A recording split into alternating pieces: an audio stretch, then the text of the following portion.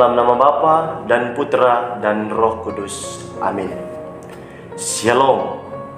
Berjumpa lagi dengan saya, Frater Yakobus Balia, dalam edisi renungan 6 November tahun 2022. Saudara-saudariku yang terkasih, menarik apa yang dikisahkan oleh bacaan-bacaan hari ini, teristimewa bacaan Injil.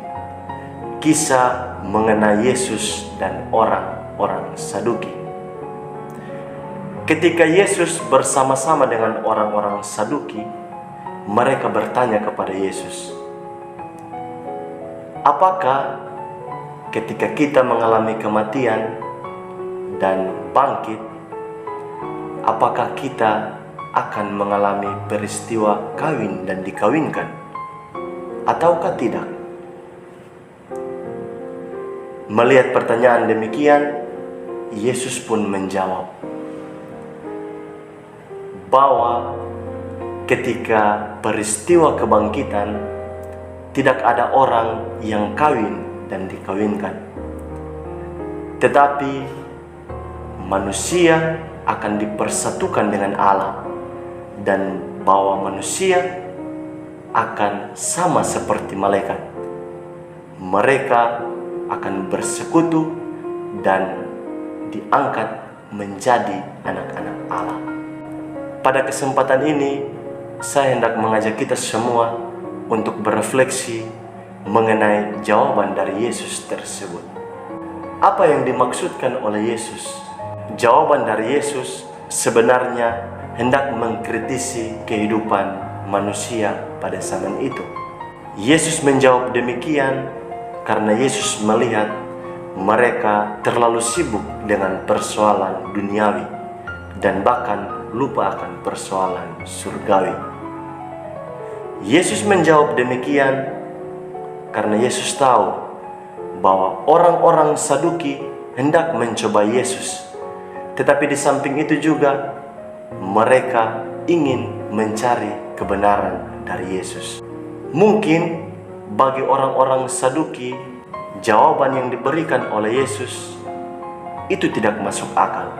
Tetapi pada kesempatan ini, saya hendak mengajak kita semua, mari kita lihat jawaban Yesus sebagai sebuah jawaban iman.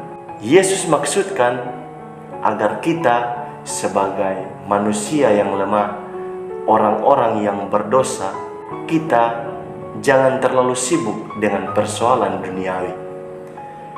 Tetapi marilah kita sadar akan identitas kita sebagai anak-anak Allah. Anak-anak Allah yang pada dasarnya, pada awalnya telah diangkat oleh Allah sendiri dan telah diberikan tugas yang mulia. Yesus hendak mengajak kita untuk melihat tugas dan tanggung jawab kita pada awalnya, bahwa ketika kita diangkat menjadi anak-anak Allah, di situ kita telah dipersatukan dengan Allah. Tetapi pertanyaan bagi kita, apakah sebagai anak-anak Allah kita sudah menjalankan tugas dan tanggung jawab kita?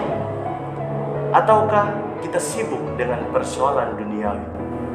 Kita sibuk dengan persoalan kawin dan dikawinkan, dan bahkan kita lupa bahwa ketika kita dibangkitkan nantinya, kita akan bersatu dengan Allah. Dan pada kesempatan itu pula, dalam relasi Bapa dan anak, kita yang adalah anak-anak Allah akan diangkat dan bersekutu dengan Allah. Bapak, Ibu, saudara-saudariku yang terkasih, ini menjadi tugas yang besar bagi kita. Sekarang, apa yang harus kita buat? Apakah kita akan terlena dengan hal-hal duniawi? Ataukah kita ingat akan tugas dan tanggung jawab kita sebagai anak-anak Allah?